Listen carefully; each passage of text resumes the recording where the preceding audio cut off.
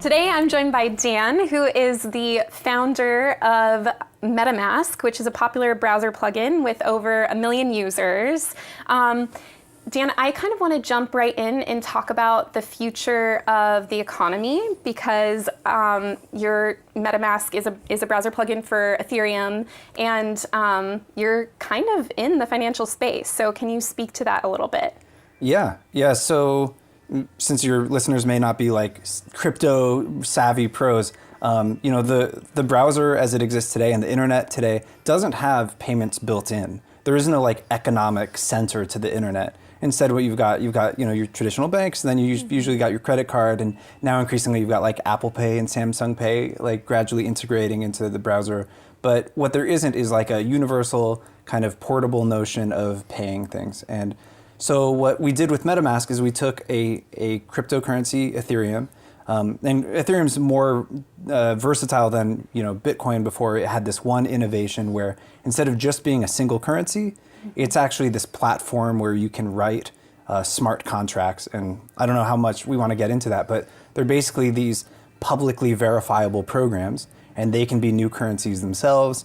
And so basically what we've done is we've added to the browser, with a browser extension, the ability to not just spend currency, create new currencies, create new kinds of economic agreements, contracts, constructions, opening up this whole like kind of creative space where people can start playing with, in my opinion, playing with economics, playing with value itself in a way that the web didn't really have before.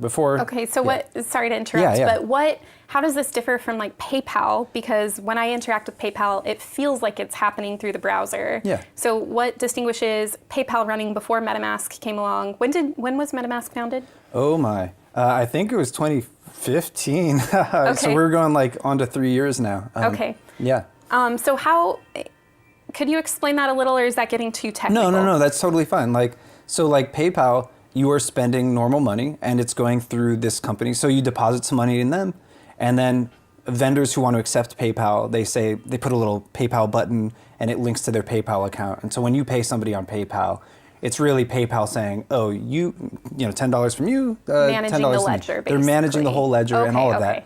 that. So the first thing that like a cryptocurrency does is, first of all, you've cut PayPal out. So now instead there's kind of this validator pool, and it does still have a transaction fee, but it's like competitive, so anyone can run a validator. So in a way you've disintermediated, rather than just PayPal, you now have this like open market of validation. Okay. So it's a little bit closer to a direct exchange. And then when you add smart contracts on top of that, now we open it up. It's not just a payment. It could be a vote in our public organization to spend funds in a certain way. It could be an agreement to a subscription. It could be creating a new currency. Okay. Yeah, so it's a much more open-ended platform. So it's sort of embedding the ability to manage a ledger into the browser itself. Not necessarily manage the whole ledger, because no individual participant manages the whole thing. And that's kind of the power of blockchains, is that like we've got the whole world is collectively managing one ledger. So a single participant has so much power over it. And that power is actually usually the native cryptocurrency. So if we're on Bitcoin, then that is one Bitcoin and all transaction fees are paid in that. And on Ethereum, it's in Ether. And it's just means that all transaction fees are first paid in that. And then on top of that, we can now build other constructs. So I can now open a store and I can accept whatever currency I want that exists on the blockchain. Okay. So now kind of gearing back to, back away from the tangent I got you on, future of finance. Where were you going with that? Okay. So kind of a leading conversation, because I think that like I have like a realm of ideas about this. I mean, the fun thing about blockchain, the reason I came to it is that it is a space where we can innovate in general and we can test these theories. So I'm a fan of all sorts of theories, first of all. Like I don't mean to be overly like, but what I do like is I like finding the constructs that are like bulletproof and like are really secure and stable, and kind of trying to build out from that. Sure. So the economics I'm interested in, I'm interested in making something first that is like practical and adoptable. And you know, people who are looking at MetaMask today, they're like, you're 3 years in, your browser extension doesn't have like mainstream traction, and that's okay. Our game plan is not executed yet. We're still building it out. There really is a lot of stuff that has to fall into place, but it has to be easily adoptable, and it has to be kind of incrementally extended trust. And there's a few things to it. So I don't want to dive straight into. I think should I just dive into like my thoughts on social collateral or whatever? Yeah, I do want to hear about that, because all I've heard is that you have thoughts about a currency, backed by social collateral, but I don't know what that means. I'm not even sure what social collateral means in this context. So I'm very curious. It's, like the more I've learned about it, the more I like don't think it's a novel concept at all. I think it's actually just learning to apply a common pattern into a lot of spaces and recognizing and appreciating. It's like the heart of many kinds of effective social scalability. And so the most basic version is just you make the observation that when you trust somebody, you might give them a power like free, or you might just trust them with something. And this is like the foundation of like human trust.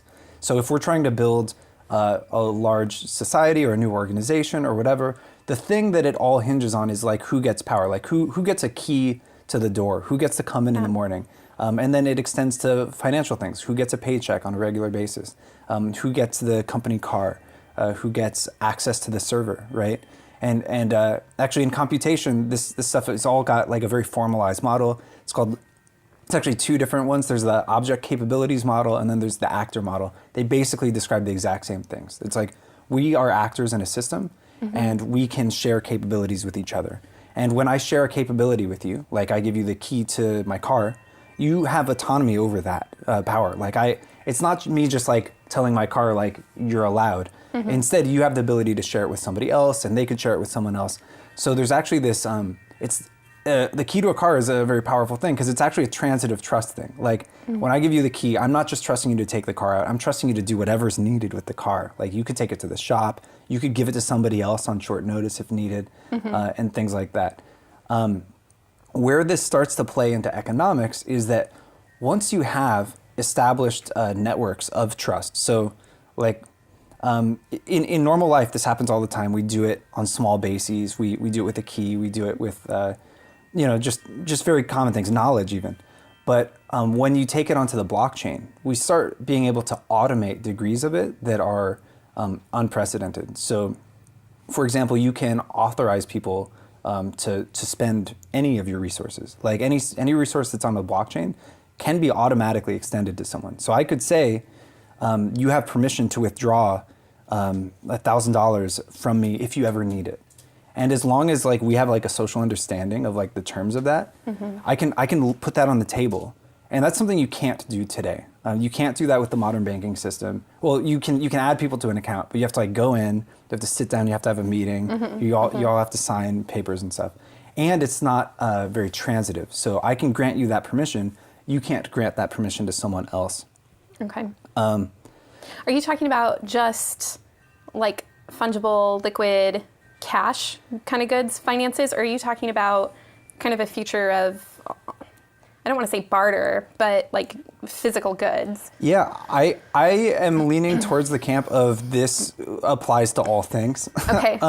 And like some people, like a lot of Bitcoin like adherents, they would say the whole point of a currency is that we have a single unit to measure things in. And that's fine. You can have a single unit to measure things in, but ultimately at the edges, all of our needs and all of our abilities are more specific than that. So a perfectly efficient economy would basically account for those things and then implement efficient matchmaking between those. Okay, I see. That's interesting. So the idea is like cash is a middleman of sorts in the first place. And so if that's an inefficiency we can eliminate, you think that that finances or value stores would be better off for it? Yeah. I think that like cash is great and fine, especially when you're dealing with like throngs of people you don't trust. Like the cash as the U.S. government issues it, they're like, okay, we're going to print it on this side, give it to like our military contractors, and then we're going to collect taxes on the other side. And this creates an economy that fills the need of those military contractors. But additionally, what we could say, if we were a more needs-based economy, maybe maybe instead of saying, okay, we're just going to print bucks and give it to them, maybe they could say, well, here's the things we actually need. You could go on the blockchain tomorrow and you could say, here's a list of my needs. Like, I need a roof over my head, I need like 3 square meals, and here's what qualifies as a square meal to me, and some water and enough space to have my community and love in it. And if you listed those out, I mean, imagine how that might change a Kickstarter. A Kickstarter, you might not just collect dollars. Like, if you were saying, oh, I also need a plastic injection mold at some point, somebody who has a plastic injection mold could help fund, and they'd like get a perk at the rate that's available at the market rate, but they could provide something they have. They may not have cash on hand. They may have a capability, but not have capital. And so kind of what I'm trying to address with when I think about like future economics, I'm thinking about solving the problem that people have. We have the power. All value comes from people, but what we don't necessarily have is liquidity in the form of like issued currency from a government or from like a popular blockchain or something. Yeah. So I'm curious how that would work with a government. Because they're going to need a way of taxing still. And even if they were needs-based, I mean, what does that look like? They might say, oh, we need machine guns or tanks or something, and we need roadways. But it seems like the government's needs are going to be very niche to the actual population. So how does value get transferred from an every person like myself up to a government? Yeah, I mean, I think that this works in parallel to the current governance system. I don't think this is like solving big problems that major governments have today necessarily, although I don't know. I actually haven't thought too deep about that, but maybe we should explore that. Like, because today, printing money and then taxing people and using that money to militarily dominate, that's been like kind of effective. Maybe we're finally seeing that it's not like actually long-term sustainable. I was listening to a book. It was called Debt, the First 5,000 Years. Yes. Yeah. Okay. Have you read this book? Yeah. Okay. So I thought it was David Graeber's great. I thought it was absolutely fascinating. For those watching or listening, the author talks about how there's sort of the barter system is a myth. That barter of like, I'm going to trade you shoes for potatoes didn't really happen, and instead money wasn't really used to alleviate these barter issues of like three-way trades of goods, but instead was issued by governments that needed to make sure they maintain their power. So the idea was the government said, I'm going to give these things called dollars, cash, to our military, and I'm going to require my citizens to pay taxes with this cash. That way I ensure that my military at any time can get food and shelter that they need, and that way they're mobile, they're fast, they're strong, we can defeat enemies, we can keep home safe, we can expand. And so the idea was, cash actually is a tactic for the government to make sure that their army is taken care of.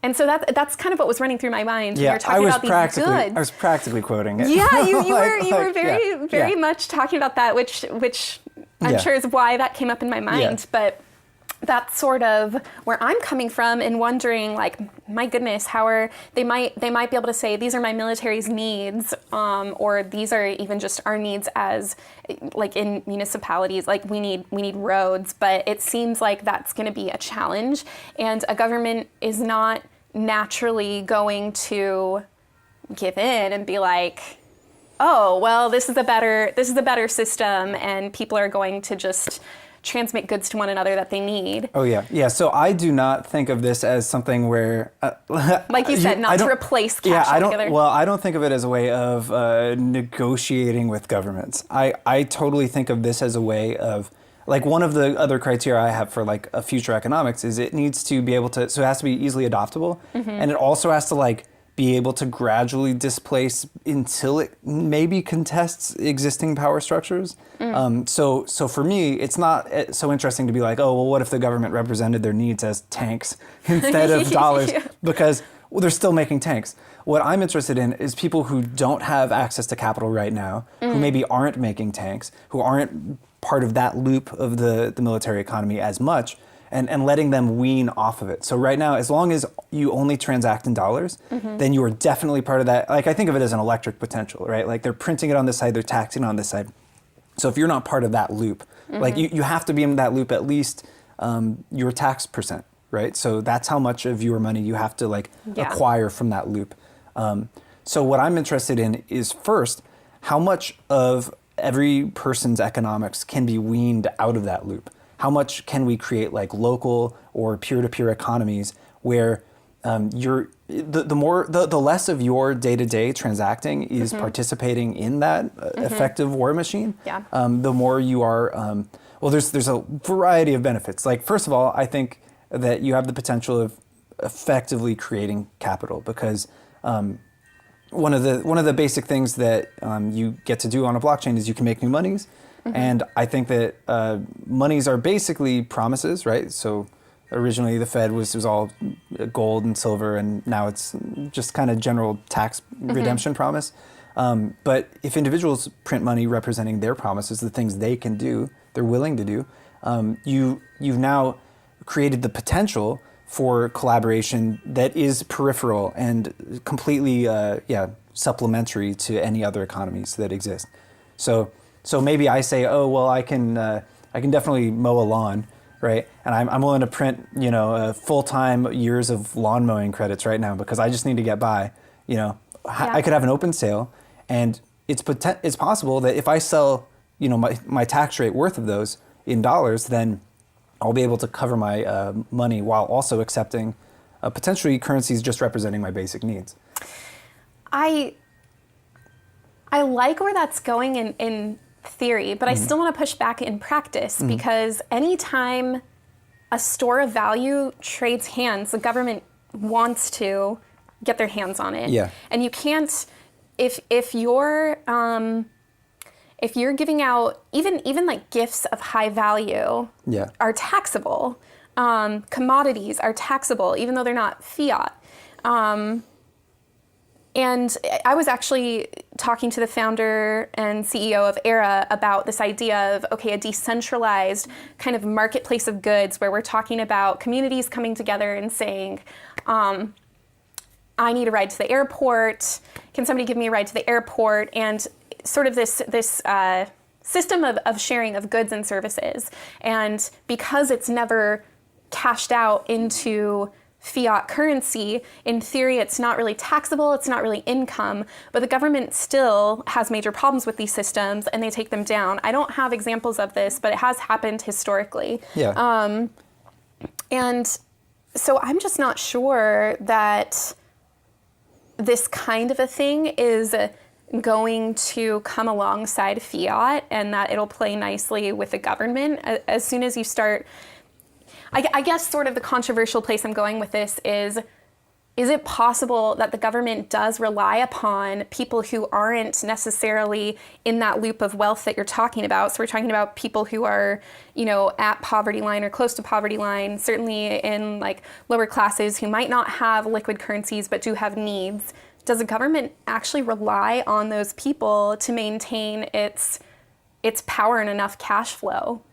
Maybe the government actually does need lower classes paying something to them in the form of the goods that they transact still. Yeah, those are good points. I mean, it's like an inevitable concern, basically. So if these become more and more popular, I think the short-term answer and the gentle thing is to say, well, yeah, you tax them and they're still taxable, and you have to. Like, they're basically, if the tax laws can't or don't know how to tax them, they just need to evolve quickly. And I know it's putting a lot of stress on people who were early to adopt cryptocurrency, because there's a lot of undefined space. So if you want to play nice with the government, you end up bending over backwards doing a lot of their work for them to try to just be as honest as you can. And I don't think that there's anything about alternative or supplementary currencies that or mutual credit. No, mutual credit refers to the two. I think supplementary currency means it's supplementary to a centrally issued government currency. Okay. So I don't think there's anything about a supplementary currency that precludes taxation or like legal participation. And yes, if they continue like accepting sales tax at 10%, well, I may sell my my burrito coins. I like burrito coins. Like mostly I'm in this for burritos.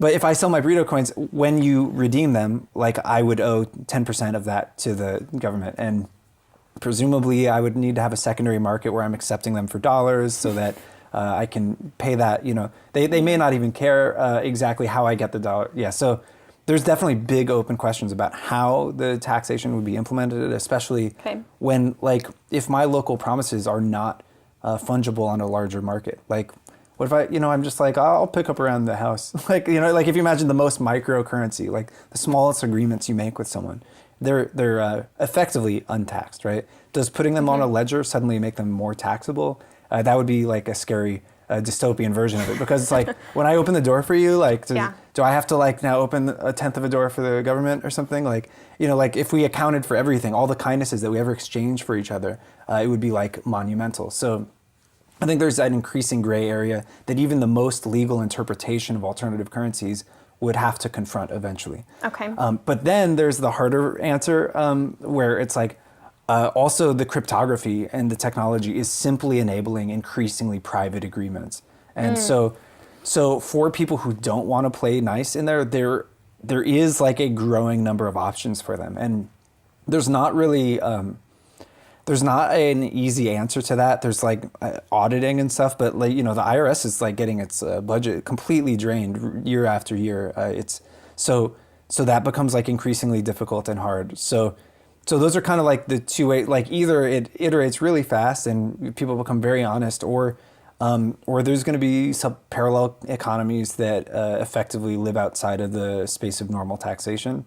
The truth probably lies somewhere in between. There's probably going to be people that participate in both of those. And I think they're both basically inevitable, because you're always going to have people who want to cover their ass in case the government comes at them. And then you're always going to have some kind of daring shadow economies that, or just people that don't think it's such a big deal, that want to just experiment with how they coordinate together. Yeah. So could you explain to me again how this social collateral might operate? Yeah. Because when I think about something like opening a door, and I know you're talking about like larger goods. I'm going ad absurdum there for sure. But so how is it a tit for tat kind of social collateral idea, or is it just altruistic? So the initial infrastructure has to be built on altruism, which is the crazy. I'll try to step you through the logic that originally got me to it. I since discovered all these other people had like written about it and whatever. But like I was like, how do you just make like a stable organization? Like let's say we just want to make a club and we want to expand membership safely. Okay, so like we've got a pool of funds. You know, we manage it. We got like $1,000 a year. It's just like we throw a party every year or something, and we want to scale the organization. We want to throw a bigger party, and it's just going to take more action, more initiative, more people, basically. So how do we invite somebody in such a way that they're accountable for what they do, and in such a way that like, right? And so originally I was thinking a lot about democracy. I was thinking about voting schemes. I was like, okay, so if we invite them in, do they get voting shares? Well, they have to get some voting shares. Do they just get proposal shares? I mean, because if I let you just invite anybody in and they get a voting share when they come in, then you could just keep inviting people, multiplying your votes. These could all be sock puppets, right? They could be your friends, or they could be accounts that you just made up, because remember, we're on the internet here too. So how do I make sure that no individual has power to basically extend more of the shared trust than they themselves are granted with? And I basically like, I kept on like having like inklings, like I think there's like a basic solution or something. And then like about a year ago, like I was like, oh, it's like really simple. It's built out of sharing the permission to spend things. And it's weird, it breaks down a lot of kinds of organizations. So if we throw a party every year and we've got $1,000 budget, what extending permission to manage that budget looks like, it looks like one of us potentially just like sharing, like let's say we both have full autonomy, we share this 100%, completely trust each other. I could bring in a third person and I could be like, look, they're bringing the snacks. Like, I trust them 100% with $50 worth of snacks. They now have access to $50 worth of our $1,000 budget.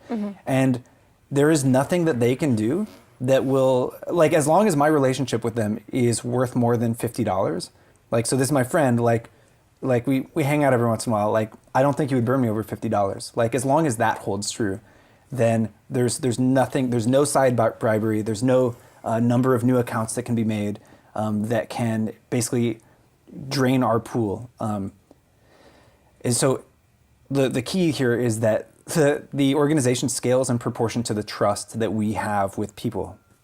And that was like one of the cool parts about it is that it's like ultimately, like, and this means like literal liquidity is created, like liquidity being, maybe I'm making a new definition, an individual's ability to make economic decisions. So ability to spend or something. So we both had $1,000 of liquidity, right? This is potential. We're not spending it yet.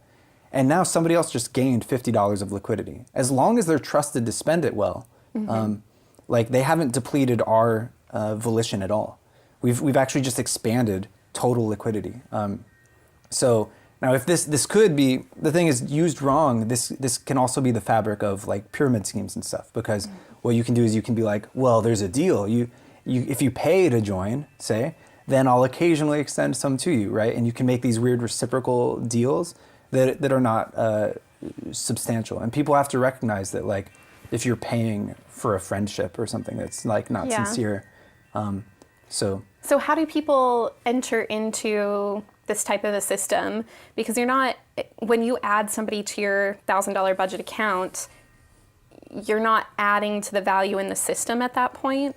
How is value added? Yeah, so I think the value is minted when people issue promises. So that can be, what's great is there's this bootstrap ability of this where we're on a blockchain. Let's assume we're on a blockchain. So there is already money in the system. So we can just have accounts. So we start with that money and then we are now creating additional, paths for that money. That's fine. Money is added to, or value is like potentially added to the system when people create new currencies. So when you know, if you wanted to open a new store or something, you're like, okay, I'm gonna open this market, and I need some money to start it. So basically, like tokenizing the ownership. So you sell shares in it. You could say I'm going to sell 10% ownership or something. And of course, you know, you may be getting into securities if you are promising payouts in the future. But what a lot of companies in the crypto space have been doing, they've been basically betting that it's not going to be a security. If you're, instead of promising future payouts based on shares, you're just promising the shares like redeemable for something, a utility token.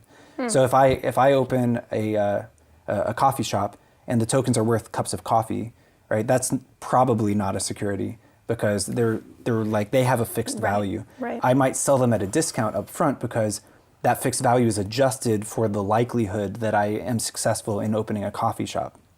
So that's where you get your discount. So your expected revenue, it's not expected on like residual payouts where you've got a fixed ownership of a company forever, which is insane and exploitive.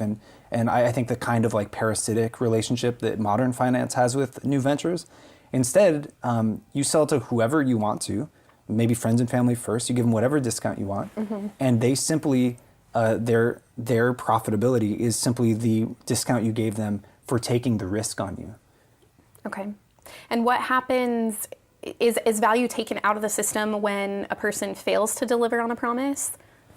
Yeah. It's like a currency failing or collapsing. So the entire thing, and money's always been like this. Money is like, money is sometimes just thought of as debt, right? It's like, it's always it's a promise, it's someone else's promise, right? It's the government's promise to serve you or something. Or it's the promise to pay the central bank back or whatever, right? Yeah. So when one of these promises is not filled, like in Venezuela, they just keep printing money and they're like diminishing their promise. They're basically not serving on their word, and so that currency tanks.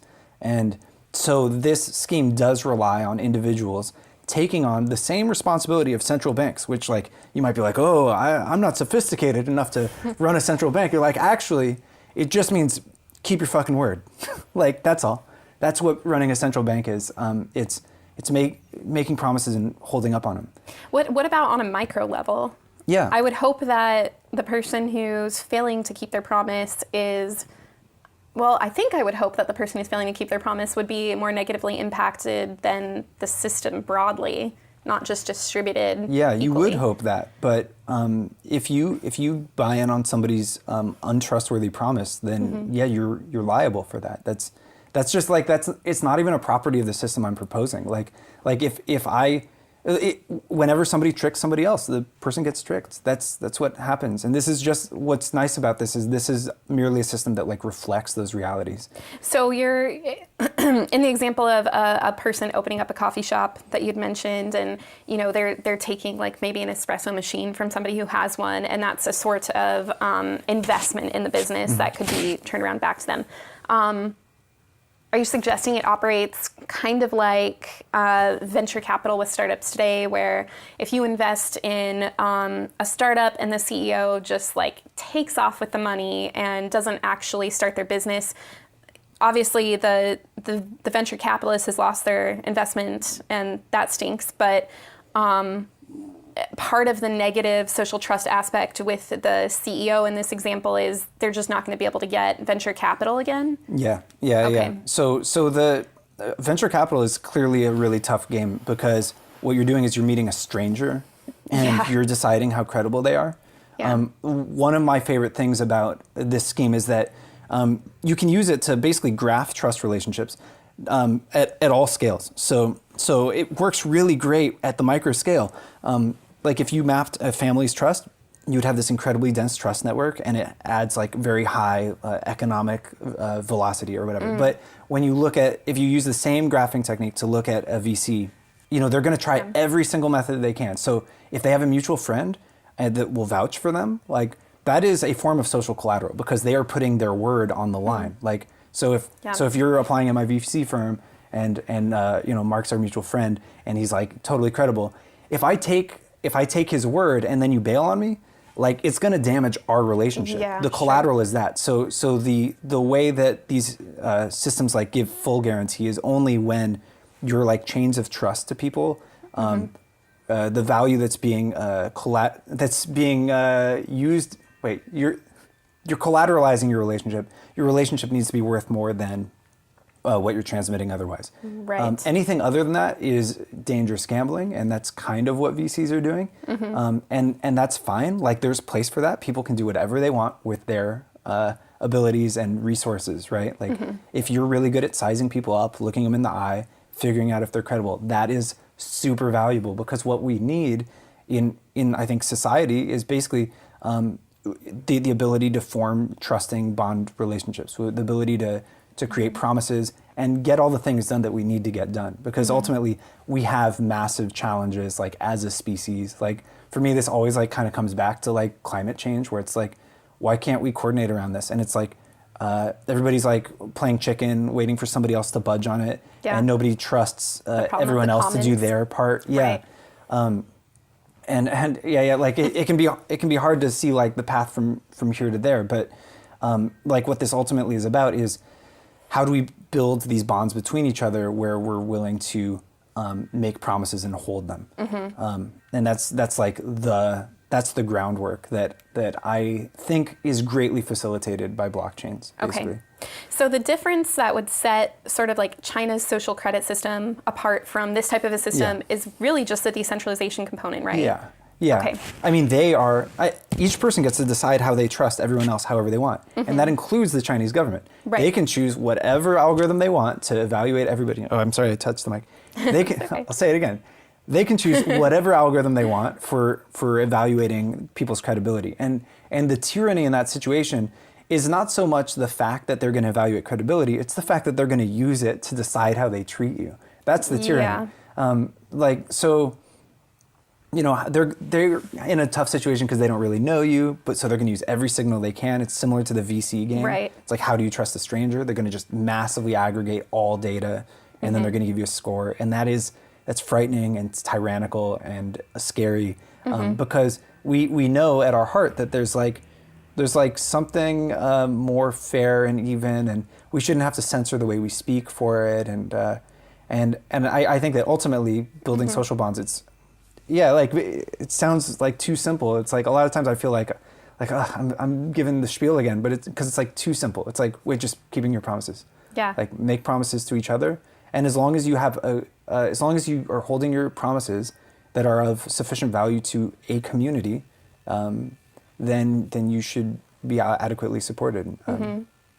So, with the social credit system, I think another thing that is scary about it is that there's no like avenue for forgiveness or mercy that's built into the system. You have sort of this permanent track record. What about in the system that you're suggesting? What does forgiveness or mercy look like in that system?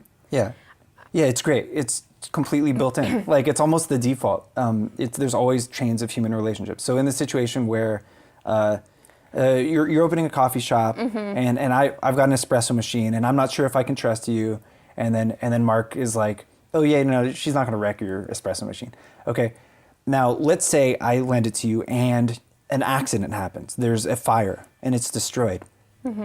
I am now put in a situation. I'm like, did Mark betray me? Did she, or was this an honest mistake? Yeah. And if I'm not sure, if I'm not close enough to you to evaluate, I'm going to put it on Mark. I'm going to be like, Mark, I'm not sure. I feel like I'm owed an espresso machine here. And he would go to you and he'd be like, was this real? And the thing about having this chain, this graph connecting the people that establish the initial trust is that there's like this mutual friend enforcement mechanism where ultimately a friend of yours who trusted you will come to you and be like, well, what happened? Right? And it's like a sincere conversation. It's not a insurance investigator coming down and like basically trying to get a better deal out of you and trying to find an excuse to cut you out, which is like the backwards adversarial relationship that modern insurance has. Instead, you've got a friend saying, oh, is that real? And if it was real, if it was sincere, it basically bubbles back up the graph. So he'd be like, oh, I don't blame you. And so he might at that point say like, hey, I believe her. Dan, if you feel like betrayed here, I'll pay you for it, potentially. Or I'm gonna maybe, like worst case scenario, I'm like, I don't know if we're friends anymore. And he could be like, look, I'll pay you for it if you want. And then basically we each get to decide how much we're willing to forgive and how much we feel obligated to enforce. Yeah, I have in conversations just been hearing over and over and over again this theme of relationships, social connections, networks. This is the new form of value. This is the new form of wealth. That is just coming back again and again. Yeah. And I think that the responsible thing to do in response to that is to ask who's at risk in these systems, who stands to lose by the economy shifting from information into relationships. And I wonder about a person who is socially isolated in the first place, because in such a system, it would naturally follow that people who are socially isolated also now are not going to have wealth or means to stores of value. And is that only going to alienate certain social problems? So for instance, like school shooters, things like this that happen, often it's people who are isolated and alienated. And if now we're adding on top of that an additional piece that they are less able, financially speaking, or I guess financially might not even be the right word, but goods-wise, values-wise, is that a problem? I mean, that's a great question. But so here's a cool thing about this kind of construct is that it works independent of how connected the graphs are. So we could have like a household trust network, we could have a citywide one, and then there could be a totally separate one. And I would argue that actually what we're doing is we're representing relationships in a automated ledger. We're not actually, it's not a new cryptocurrency, it's just a automated way of representing our existing trust networks. Now, in the example of like an isolated community or an individual, like first of all, they're already getting by somehow, right? So the first question is like, if they're already meeting their needs, they don't have needs from outside, and so they don't have need of these extra trust connections. They would continue getting by like they do already. this kind of system, it only really adds trust potentially. Like so you're extending hang new on, trust. can I interrupt you? I'm not sure if, I mean, people are arguably getting by today, but if somebody doesn't have social connections right now, kind of going back to the government piece, I guess, they theoretically can get a lot of needs met through the government that they might not be able to otherwise. Cool. Yeah. And if this does, I know you're saying this is, it would be naive to think this is going to come up and just like replace the government. But even if it happens alongside the government, I'm not sure what happens there. And I'm not sure that I necessarily agree that if they're getting by today in this system, they would continue to get by.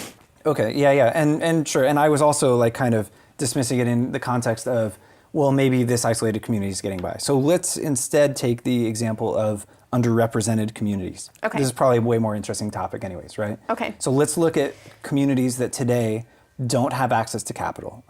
These are communities that maybe have been systematically deprived of education, of normal resources, maybe access to other opportunities that otherwise would give them the ability to start their own businesses or create their own opportunities. And yes, some of them may rely on welfare systems, like systems that are currently provided by the state. Now, one thing is I'd point out, like, the state is like right now, like, it's almost scarily in danger of like cutting some of those kinds of systems. So there's like a scary amount of precariousness on those, where I personally, like, I believe in welfare systems. I believe in a social safety net. I think that people should be extended basic opportunities. Like, I think an economy doesn't work if all the members in it don't have the access to the opportunity to compete, right? Okay. Like, the whole theory of economics, I think, is that if there's healthy competition, then the best option will emerge. I think that right now we're kind of low on the healthy competition side. Okay. So what did we do in those situations? Would having trust networks further deprive them? I don't think this further deprives them. I think what this does is this gives communities that are otherwise disconnected from traditional finance ways of kind of bandying together, representing the trust that they have in their own communities to coordinate more efficiently. And so this can mean, like, let's say we're in a community that just doesn't have access to. Let's say we don't have time or money, right? Like, we're both working 4 jobs and we don't have money, and let's say our welfare checks just got cut. Like, there's somebody in power and they're making it even harder on us. And what we need to get out of this poverty loop, right? It's like, look, I need at least like 4 years to just get training for this modern economy, and then I'm going to need some capital just to like make something for the world, right? I think that this is basically what the role of like education, like today, education's all debt-based, or largely debt-based, right? The student debt economy is enormous. And I would argue that a lot of this is that it's not efficient. In economics terms, right, is that you've got people that they're not trusted by traditional finance today, because you've got VCs and all of their signals and all the ways that they measure things. It's like ultimately based on past performance, and it's based on things that are like a little bit less intimate to a person. And I think that the people that are most credible to evaluate someone's trustworthiness, and in turn like credibility for credit, potentially for an education loan or a business startup, those are the people closest to them. Okay. And so there's kind of 2 aspects to it. One is maybe they can bandy together, and maybe if they all made available all the things they could do just in their spare time, at least it'd be a little more efficient for trying to create something new. But also, let's say a single member of that community shared a bond with a larger liquidity network or something. Like, let's say a VC moved to a different town, or was a cousin with somebody in a less accessed area, right, an underrepresented community. If a VC had a strong trust with someone, and this is basically how a lot of mutual credit kind of lending cooperatives work, is they'll establish a bank in a region and they'll just give it an amount of money. There's actually a cool book called Social Collateral that's basically about this in I think it's in Ecuador, and they're talking about they open these banks, And the problem is, though, when you open these banks and then you hire these mid-level managers who are in charge of the funds, and you're like, it's the exact same situation what we were talking earlier, like dividing the party funds. Like, how do we make sure that our bank managers are properly simultaneously like incentivized and liable? So it's like they want to find good opportunities and they want to enforce the success of those opportunities, and they're not just giving their friend a loan or something. And I really think that, so maybe some people have the magic eye and they can just tell how trustworthy someone is, but like ultimately you need boots on the ground. Like the best thing you have are people who know each other, people who trust each other, and there's no substitute for that than existing communities and then bonds between communities. And so there's like a huge significance on the connections that link disparate communities, especially obviously if one of those communities has needs the other has, right?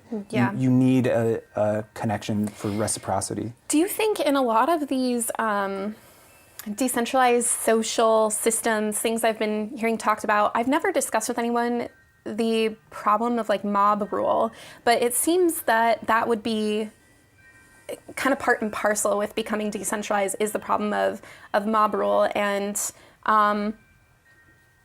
is it possible that, you know, it is going to be hard, even as a marginalized community that you're talking about, to still get aid or help or social connection if there's such a large body of people that doesn't want to help and doesn't want to connect?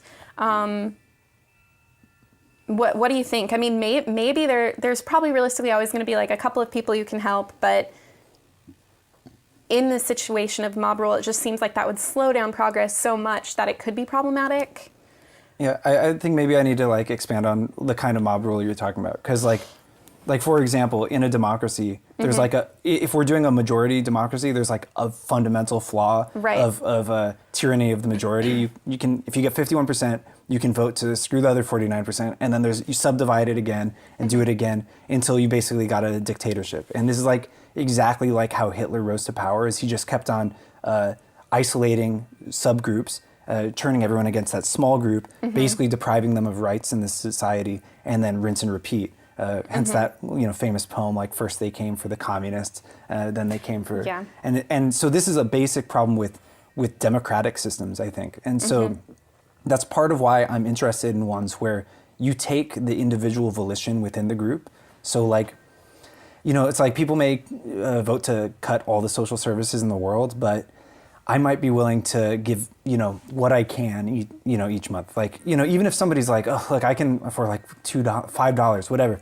But if you made that available to someone you trust to distribute it, then what you've got a very liquid economic democracy that it can institute a social safety net, and it's less prone to some kinds of mob rule where a mob can simply deprive everybody of all intended benefits. So, I mean, I'm fairly convinced of what you're saying, but to play devil's advocate, in the case of like Hitler coming to power, wasn't that always the case? Like families could still give to one another and help. We still had the extreme cases in the Holocaust where there's a family harboring Jews in their basement and that type of thing. That is a social collateral system that's happening one-to-one where parties still maintain a volition of sorts.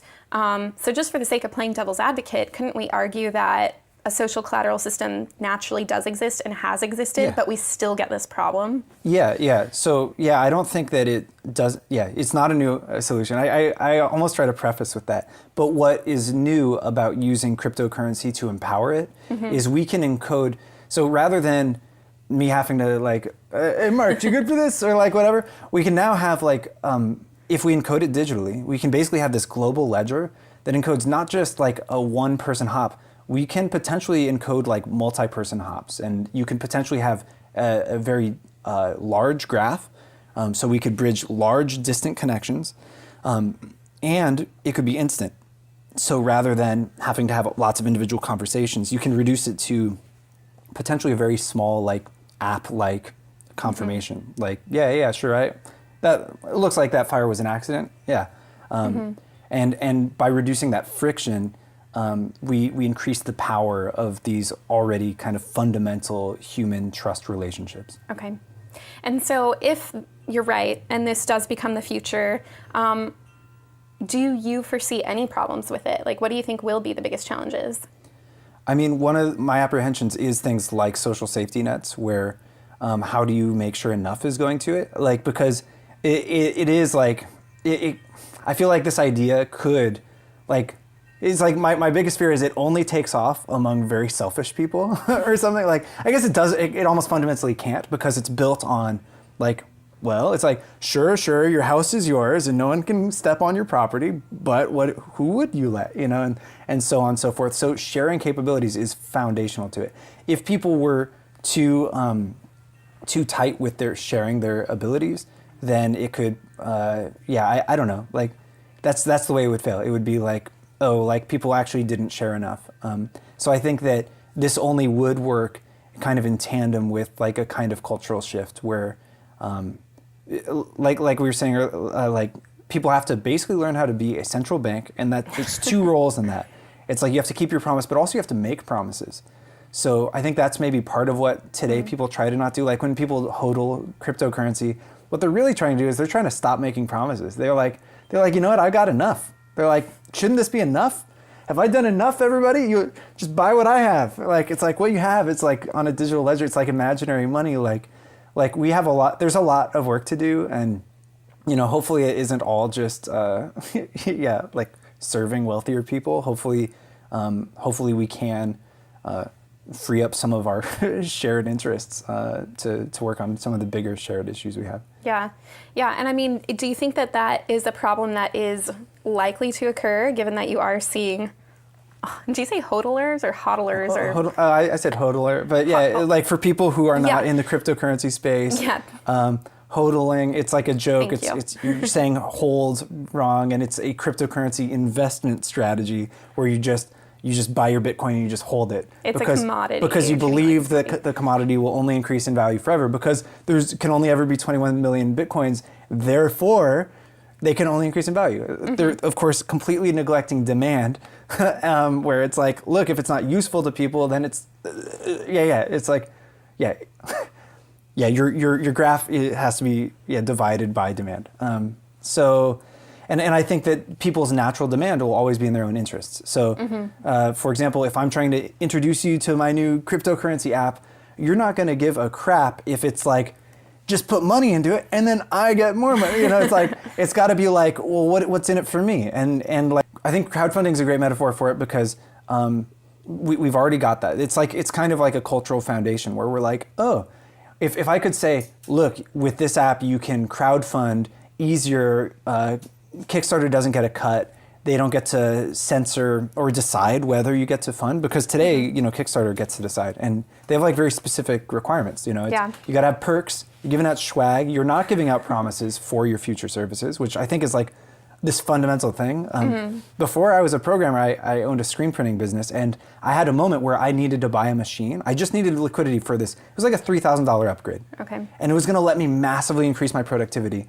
And I was like, oh, I've got all these clients lined up. They will literally buy future promises. I was like, I'm just going to Kickstarter it real quick. And they're like, no, we don't do like shares. It's not fun. It's not kitschy. It won't go viral. We need fun laser engraved like swag and stuff. So Kickstarter is like a crowdfunding toy in a way. Yeah. I think if we start unlocking opportunities like, hey, you want to get out of this dire situation, like you want an education, like here, like sell shares in your education, and you can start crowdfunding it now. And what's great about Kickstarter, right, is people don't pay until you're funded.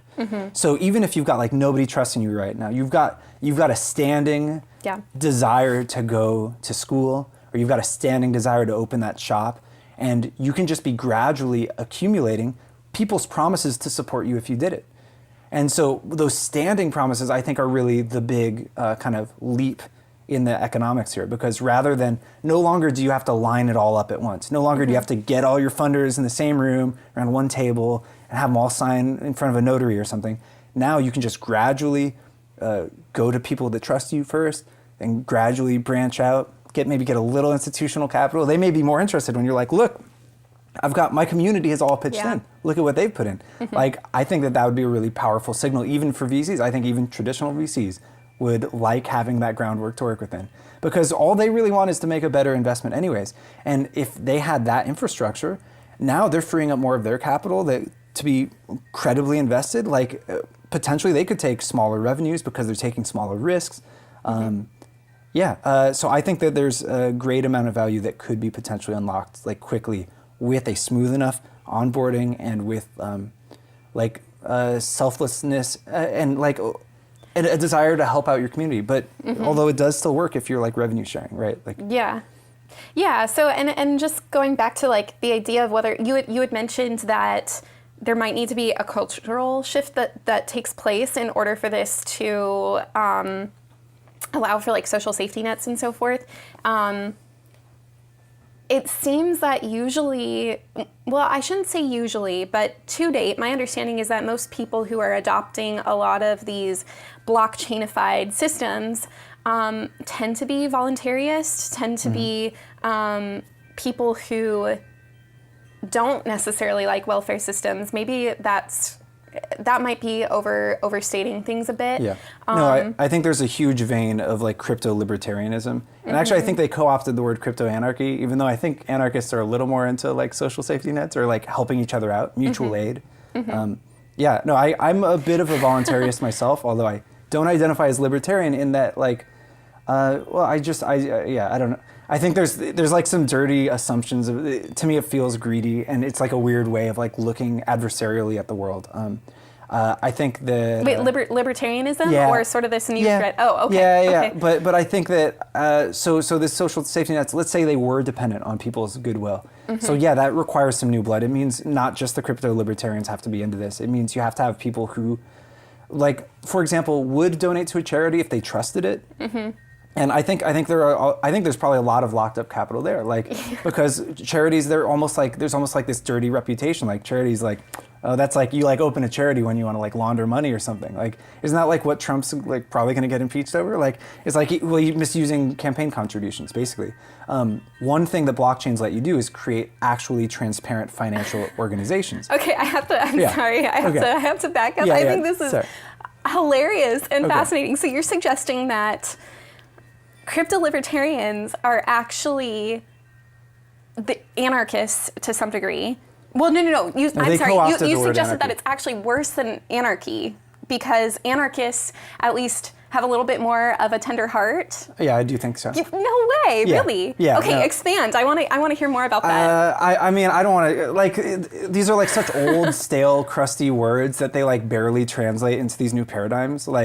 So I think a lot of us just like brush off words that we liked from when we were younger. It's like, well, I listened to a lot of punk rock that I really agreed with and, upheld the mantle of anarchy. And I've read a lot of anarchist literature that I thought had a good heart and had like a realistic center to it. And some of my voluntarist approaches where I'm like, it's like, okay, yeah, sure, maybe people will use it for tax evasion, but is it useful in the meanwhile also? Like I'm looking for this like transitional thing. Okay. Wait. What was an anarchist? In as we're talking about this, what is an anarchist? Yeah, I think an anarchist is somebody who thinks you don't require state coercion to cooperate effectively and build a civilization. Okay. Now, in conversations I've had with friends, like anarchy has a really strong connotation for a lot of people, and I think a lot of people associate that with like chaotic rioting and things like that. So you're using anarchy. I probably shouldn't use the word just because like its denotation. It's like the Banksy posters, like what most people think. They're like, so throwing Molotovs.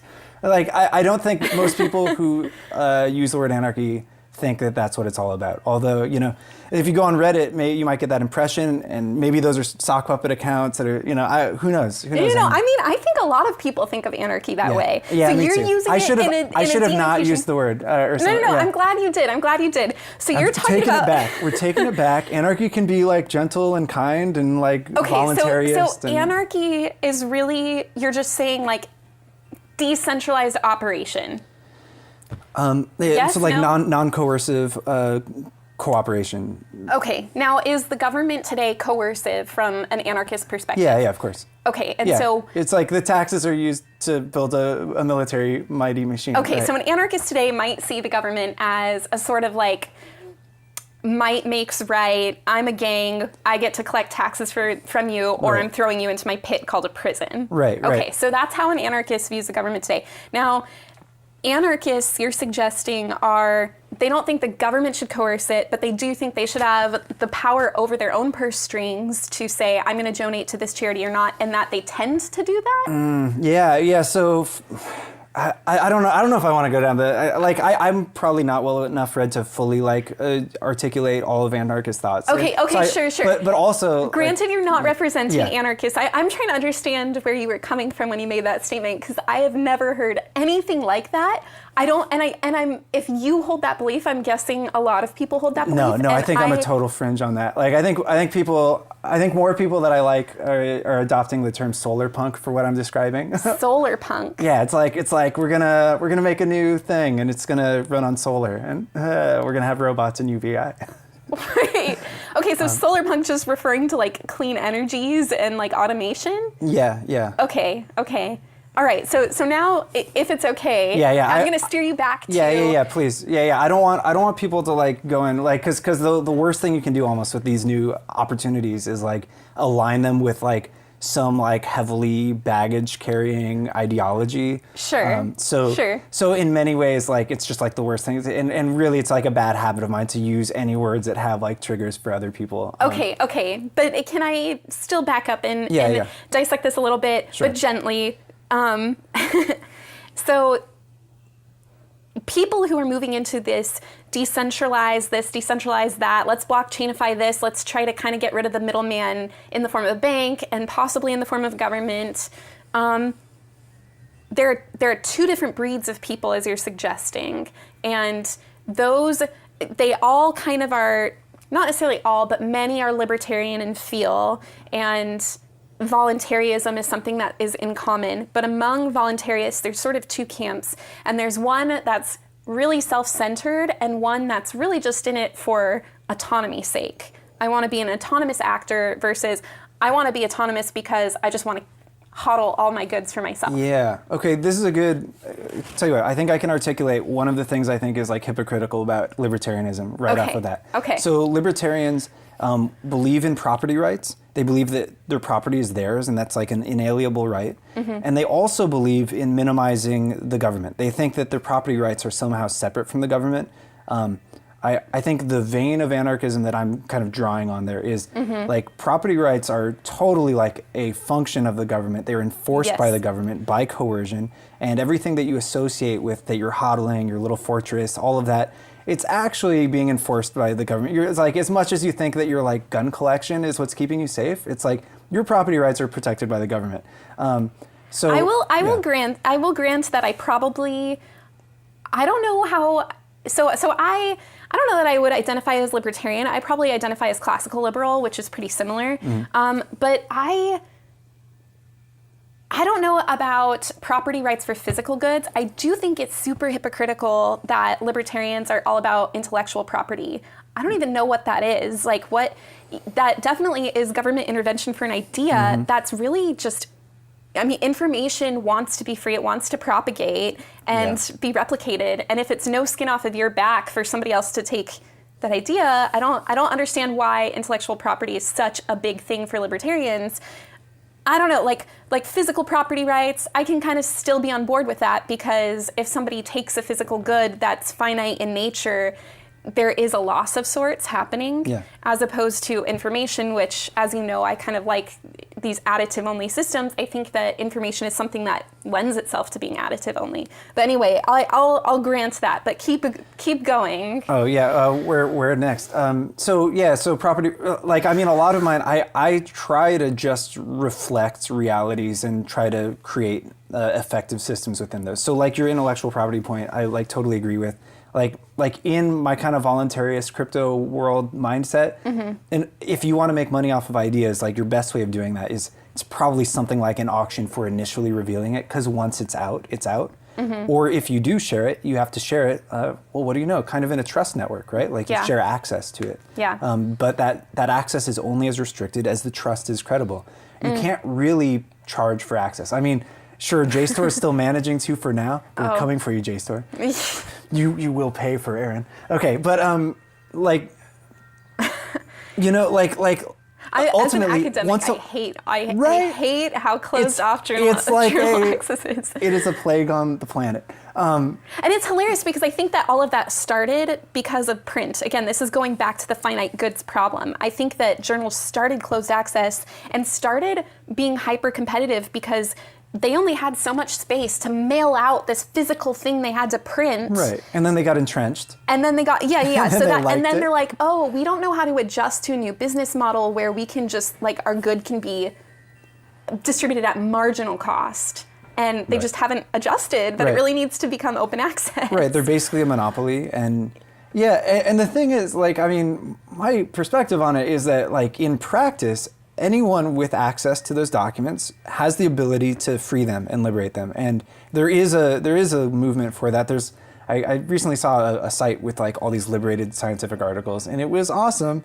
And was more it Center people for Open Science or something else? I forgot what it was called. I'm bad at remembering new site names, but that people should liberate science articles. I mean, Yeah. Well, and I'm getting like all worked up because now you're talking about this stuff. But to be fair, I have to be fair that there's I'm like hypothetically advocating it. Okay, so to the point about Aaron Swartz and JSTOR and all of that, like I don't really know what the landscape was back when the whole Aaron Swartz thing happened. Yeah. But nowadays, journals usually their copyright rules are such that you can't share their finalized 2-column, pretty layout, here's our header and our footer papers, but you can usually put up online your finalized version of the paper that was approved for publication before they formatted it. So now, usually you can get the information, and I think it's fine if they're going to close access because you want their pretty header. If their niche is the formatting, I think they're in for a rough time. No, I agree. The problem, though, is that academics is a slow-moving environment, and you're working with a lot of professors who have been at this since print was the way print was the primary form of distribution. And so I think really what they're banking on is that only like 10% or fewer people bother putting their papers up online. And as that population grows, things will change. But not to mention the whole like academia as like in the same problem as journalism, where it's like sensationalism sells and like radical findings sell even if they don't have like the full data behind them. So that's like a whole nother problem to solve. And it's probably not going to get solved through like the current mechanism of funding. And I mean, And you know what, just for viewers watching, I'm realizing we're talking about something most people probably don't know what we're talking about. Do you want to give like the short version of, first of all, what is JSTOR? Second of all, what happened with Aaron Swartz? Maybe you should. I'm not very academic. Okay. So JSTOR is a database of journals, and those they'll publish journal articles that academics have put forward and have been accepted. And Aaron Swartz, but those journal articles are closed access, meaning that you have to pay exorbitant fees to be able to access these papers, which are research. It's cutting edge of science. So really what's happening is these database companies have shut down and made it so that only really wealthy people or people who are affiliated with an institution that can afford access can read journal articles. Aaron Swartz was, I think, an MIT grad or student, something like that, who hacked into JSTOR and opened access, like basically released all these journal articles that were there. He actually didn't get them out. Oh, he didn't get them out. No. Okay. He got caught with a laptop in a server closet. See, you should be telling the story, so go ahead, take over. Yeah, maybe that's right. Like, I mean, I'm like kind of hazy on it, but yeah, he had been draining their database, and he had a hard drive and was filling up, and they caught him, and they started going full federal prosecution on him, and they started just like ruining his life, and and they drove him to kill himself. Yeah, which is absolutely tragic. And this stuff is still happening. Actually, for a research project I was working on recently, I was trying to web scrape like metadata on articles that I could use to analyze like just trends in science. And it was this hilarious like cat and mouse chase where I would get stopped by these CAPTCHAs saying like, we think you're a robot. That's because they're worried that I'm going to scrape all their data and open it, just like like basically what Aaron Schwartz was trying to do. And they still have these really sophisticated algorithms in place trying to catch anybody who's gathering data from their systems too quickly, even if these are paying legitimate customers, which is pretty interesting. That's why we have to decentralize the theft. We need like a browser plugin on all the academics that have access and probably just gradually bleeding them dry. Oh, I have a browser plugin. But see, I'm not doing it. We could just do that. We could just do that if people would open access to their own articles. If they just release that information in their final print. So here's my plug, my unashamed plug to academics is put your approved preprint article up online so that people can access your information. That's why you're doing it anyway. You're doing research to help the world, so get it out there. Yeah. That's my plug. Yeah, unless you're doing it to make ends meet. in which well, case, but you're not paid for, I mean, academics, there are very few people who are paid for their paper. Okay, good. So. Yeah. Again, I'm not like really an academic, so I'm kind of speculating when I talk about what those economics are like today. Anyway, so decentralize the theft by, you don't even have to break IP laws. You just have to follow their rules and put your articles online. Oh, right. Yeah, that's a great approach. Yeah. There we go. In the spirit of not being too like anarchist or like self-interested. Yeah. That would, I mean, I wouldn't call it self-interested. It's really for the good of humanity. But yeah. So we don't want to break any laws or advocate that. Right. Okay, so where were we before we got on the Aaron Schwartz? I totally hijacked our train of thought here. I don't know. But we were having a good conversation. We had gotten to like academia.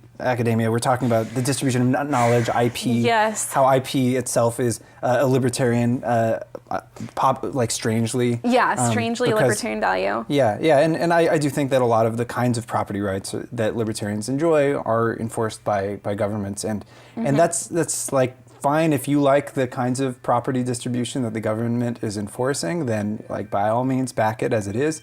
I want to enable people to gain access to opportunities and liquidity beyond what the current institutions are providing, because I think that a lot of people are living on a trickle and a lot of people are like not effectively getting by at all. So do you think that forward-looking, the economic system you talked about with social collateral,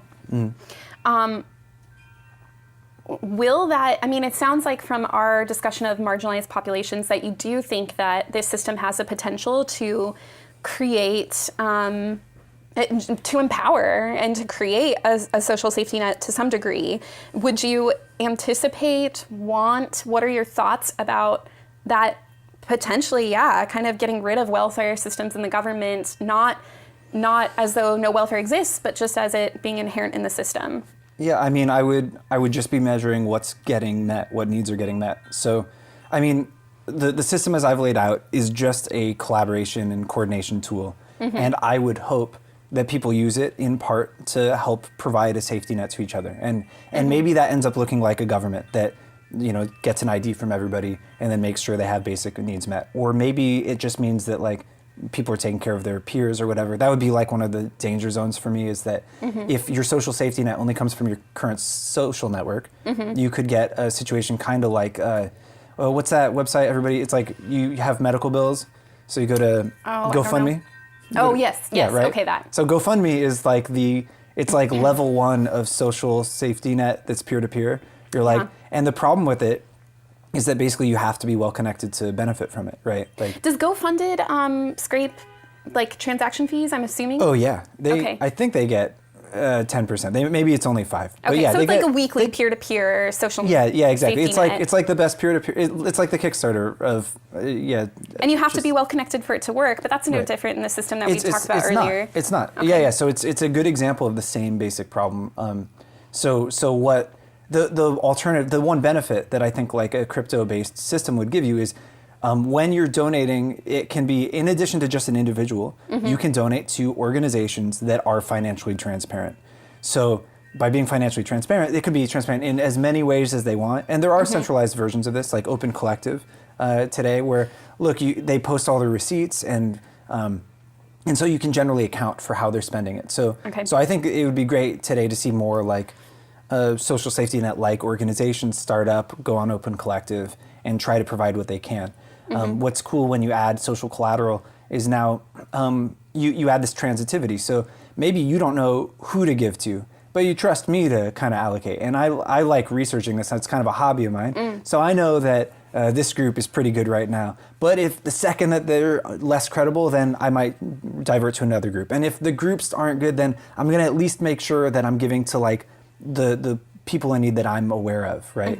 So the identity verification can either be done at a totally peer-to-peer level, or hopefully some organizations spring up and are able to effectively account for people so that they can be given social safety nets. And that's like one of the big challenges in a peer-to-peer system is like all the UBI projects ultimately kind of hinge on can you take a good account of people? And I think the government has like consistently not done a great fair job of this, like especially when you see people's citizenship getting revoked spontaneously because their parent was an immigrant or something. Like we're in a kind of scary time for trusting government to fairly designate human status and thus worthiness of social safety net. That's fascinating. I want to ask a little bit about the potential for this to not have such a high need on borders, like country borders anymore, if there is sort of this inherent trust, like, or maybe like a lighter border, like there's only, like the level of trust of a person and vetting that needs to happen speaks for itself. But before diving in that too much, what time is it? You have a watch, I've lost track. 12:17. 12:17, okay. I don't want to run too long, so let's talk about this a little bit, and then we'll wrap up. But what are your thoughts on that? How this could interface with like politics and trust globally? Yeah. So nation borders, I don't know. I feel like when nation borders come up, I'm of why is it such a big stinking deal? Like honestly, like if you're afraid that somebody's going to come and like they're going to do a job you're not willing to do, that doesn't make sense. Or that you think they're making your environment worse, like. I feel like maybe it's just because I take a personally more global look at it. Like I feel like we're sharing this planet. Like if you're not helping people get the opportunities they need, you're creating more like animosity, strife, hatred in the world. And I don't want to be part of it. I wonder how much of it comes down to I agree with you. It's like, to me, it seems like the ideal world would be open border, but I think that the problem is actually self-inflicted by the government centering around the issue of taxes. Like maybe it kind of comes back to this whole idea of it's because they're not paying taxes. The army. Oh yeah, well yeah, right. I think that's why people get upset, because they feel like this is where your fist meets my nose. Oh, it's all resent about taxes. No, I think it comes down to like, yes, I'm paying for these social systems what a masterful Aikido the government pulls when it redirects the anger at them towards others. Well, and so I'm, coming back to like this social credit thing, like again, that's potentially another layer that it might alleviate with like border control, this type of thing, because I think the problem of immigration is the problem of funding your army. If we're going back to what we had talked about earlier in like standing debt, you've now got more people to protect, more roads that need fixing, like just more country wear and tear. But until people are legally citizens paying taxes, they're not, it thins out the budget. I think most people who are concerned about borders are concerned about that. Like there's talk about like, Trump talks a lot about terrorism and like thugs and rape and stuff like that. I think some people might be concerned about that, but my guess is most people know that that's not. I think most people are upset about immigration. We have so much domestic terrorism happening, and we do nothing about it. Sure, yeah. So like that kind of like fear. Some people I think are fearful of borders for those reasons, but I think that at least like pre-Trump days, my sense was that the issue of immigration centered around taxes and getting people legally involved in the system so that they're doing their fair share, that kind of thing. Yeah. kind of just briefly tying into like the fear of terrorism, like because it's super relevant, like both domestic and abroad. I think that terrorism is like a symptom of systemic violence, and this is like a vocabulary from like anarchist thought, but it's the idea that these people are deprived of basic needs, and all these kinds of societal pressures wear on them and push them to extreme acts. Toward terrorism. Yeah. Well, not just terrorism, but like if you're hungry, you're more likely to steal food. It's like basic things like that, and it kind of escalates from that. If you're deprived all other opportunities, you might participate in the cartel. You know, and the less basic opportunity, the less fairness you're being granted from society, the more likely you are to. Basically do these awful things. There was a great Mark Twain quote I saw recently where he commented on this. He said, I think it was Mark Twain. Jesus, was it? Or it was like when a person commits a violence, like it's actually like society's violence because like they're pressured to it by all of society, something like that. I could probably pull it up if you wanted, but it was a pretty cool one. I don't feel free. Yeah, I don't think that. I mean, I think that. I think it's important to understand that statistically and psychologically people do wear down, but I also don't want to like rule out the role of agency and volition in this as well. Because obviously lots of people are under pressure and very few people become terrorists. Sorry, it was H.G. Wells. He said, crime and bad lives are the measure of a state's failure.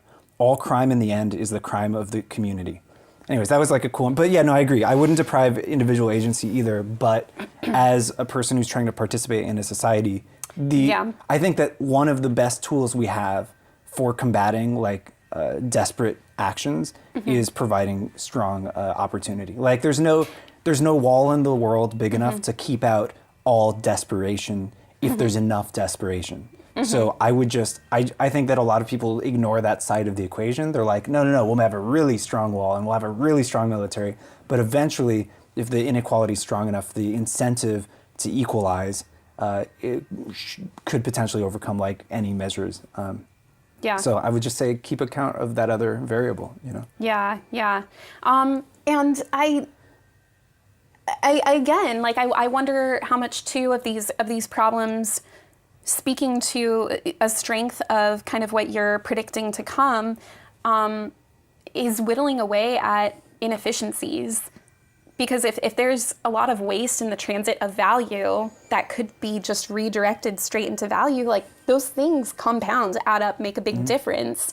And yeah, I bet that we would see fewer crimes if people were more financially abled. Right. I think that's a pretty safe theory. I think, yeah. Yeah. And then maybe one day we can expand this to like Mars and like Elon Musk. See if we can get some aliens on board for the whole social credit system. Yeah. Well, social collateral system. Yeah, I don't see why it wouldn't be. If it's a useful construct, I don't see why it would be not useful in all sorts of contexts. Yeah. So are you planning on personally taking any steps to try to work toward this sort of a blockchainified system? Yeah. I'd say that's my full-time job, is I'm working towards this blockchainified system. Okay, so you see MetaMask as being a part of that. Yeah, because these crypto constructs, like a lot of this stuff, the automation of multi-hop collateral management, like this kind of thing, it could be done centralized, but then what we've seen is basically central interests usually take like a 10% cut. With blockchains, we can reduce that a lot. The caveat is that blockchain is such a new paradigm. There's a lot of kinks we need to work out to make it like usable, approachable, and friendly for normal people. So MetaMask is first and foremost a platform for onboarding users and for iterating on new kinds of applications within that. And so those new applications would include like new forms of crowdfunding, new forms of like, leveraging your social collateral, new forms of creating agreements, automated subscriptions, all these kinds of like, any kind of economic inefficiency that could be like improved if it was automated, basically could be encoded on a blockchain. And we only get those benefits if we have a platform that works with blockchain. So MetaMask was like originally a browser plugin to let people like iterate on it. It got great developer success. It's been so successful with developers that there's now like 10 projects basically doing the exact same thing. Wow. The Opera browser has integrated and almost identical Ethereum client into their browser. But I think there's still a long way to go. Like the current state of these Ethereum clients is they're not very scalable. They're very slow. They don't have a way to inherently store your personal information. So I think there's a privacy aspect they lack. Yeah, but beyond those, and then they're still not as usable as they could be. But between those, once we make it a little more usable, a bit more scalable, and we account for personal privacy, I think that there's going to be this kind of convergence of opportunities that make personal credit, personal crowdfunding, and multi-hop transitive trust webs like incredibly efficient and likely. They'll be ripe. They're going to be so ripe. Like I just hope a lot of people approach it. There are projects already kind of working on it. So there's a project called Trust Lines on the Ethereum blockchain, which is basically a transitive trust network. So it's, and then there's also a project called Circles, which uses a very similar principle to extend a basic income. So a continuous issuance of a coin that has a constant value. Okay. So I've been thinking about MetaMask far too myopically, it sounds like. And so you're really building the low-level infrastructure for exactly what we've been talking about. And is MetaMask planning to long-term tackle on getting people to adopt these social collateral systems itself? Or are you going to remain an infrastructure company and encourage others to build sort of on top of you to tackle that problem? That's a good question. I think that as a software platform, MetaMask is kind of best positioned when it's a general purpose tool. Okay. So I think a lot of this it's about creating like a fertile ground for digital innovation. If we, for example, if we banked too hard on a particular implementation, like we integrated Trust Lines full on, or made Circles UBI like first and foremost. Well, I mean, Trust Lines has their own app, for example. But what that does is that suddenly requires everybody to go through that one app. It becomes very centralized. That one app is now like a gatekeeper thing. It could take extractive revenue. What we're building right now is a much more kind of open platform. People can connect to it in a wide variety of ways. Okay. And I think we're not banking on exactly how it works. So like the general mechanisms of sharing capabilities transitively and creating these networks, then leveraging them to crowdfund and even insure things. I think it's such an open-ended thing. Like it's literally got its own theory in computer science, right? So object capabilities. So what we're really looking for is what ends up being the most scalable way to implement object capabilities on a blockchain. And hopefully we facilitate that being very usable and engaging and so if somebody else doesn't build it, that like I'm putting so much energy on the platform, kind of hoping people just like I think people have not made it. There hasn't been like a really strong mint your own token and sell it as a service. Like that's not an app right now. I don't know why that isn't. It's probably because it's hard to extract value from that. That's a very like selfless application. So if nobody does that, like that'll be something I eventually would do. Okay, so you would have like Dan Coin, and somebody could buy into it in exchange for service, like. Right. Yeah. I mean, like I was saying earlier, like I think a lot of these coins will be potentially more specific. I don't know. Like I'm definitely speculating here. Like will my coins be tied to a specific promise? Like, for example, if I want to go to medical school, maybe the coins that I'm selling should be backed by promises to treat you with my medical degree. And I think that has a nice incentive aligning property, because now the people that you owe, their promises that they bought from you are only good if you're successful. So they're invested in your educational success, as opposed to modern education lending where they gave you the money, now you're locked into it. You can't file for bankruptcy for education loans. Now you just owe us. It doesn't matter how you pay. Here it would be like, oh no, they are only getting paid if this venture is successful anyways. So anyways, I think there's benefits to confining the scope of a coin that you issue and try to crowdfund with. But yeah, you could also just do like a flat one, be like, these are Dan bucks. They're each worth $1. I'll pay you back. Like no reason not to do that. But I think that anyways, that's why I'm building an ecosystem. I think there's like so many options and opportunities and design parameters that need to be explored. Okay. So what other applications are you, besides like personal coinage? Yeah. What other applications do you feel like are either just missing and are easy low-hanging fruit, or just things you want to see? Yeah, I mean, so all these kinds of, like, I'm really excited. There are several projects doing like governance and stuff. Like, so when I was talking about, oh, well, maybe we do want a social safety net. We want an organization that like accounts for, let's say, the homeless. Like, wouldn't it be great if we had an organization that accounted for all the homeless and then said to everybody, this is what it would cost to house them all? Like, that's just like let's at least do that research, right? Like, so I want to see on-chain organizations that are able to transparently operate in ways that are increasingly accessible, where people can go like, oh, they transparently accounted for all the homeless people, and they said this is what it'll cost, and they like proposed a budget and everything, and I can chip in. So those governance applications are all a huge deal.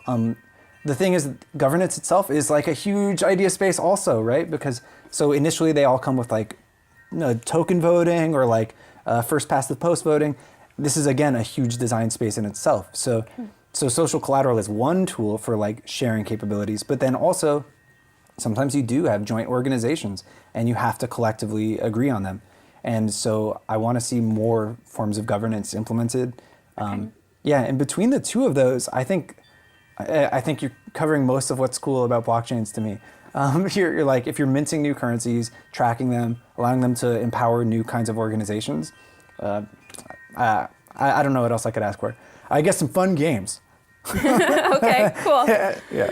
All right. Well, any other like calls to action, areas of help that MetaMask needs? MetaMask is open source. MetaMask is open source. Yeah. Okay, so any like developer needs you want to shout out to? Yeah, we are a browser wallet. We're a financial browser-based application. So if you're into the kind of security that you would trust your finances to, and you're good at browser hacking, like that's the kind of skill that we look for.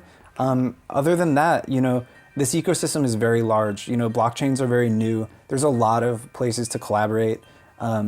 So hopefully people with relevant skills, and then also the design of these systems is like, I think a lot of your viewers, maybe they're not programmers, but maybe they're economists, or maybe they're like just dreamers. I don't know your audience intimately personally, but if they have ideas of how they would want to see autonomous social arrangements, like getting into the conversation and sharing how they'd like to see things evolve. That's great. Yeah. Great. Well, thank you so much, Dan. Thanks for joining me and for the good conversation, and for like even just enlightening me about the future of value stores and value exchange, but also your thoughts on like the culture underlying some of the movements to use different currencies. I thought, especially the part about anarchy, which you may or may not be comfortable I should have with. not talked about it. Oh no! Well, No, I think that probably a lot of people share your perspective, and so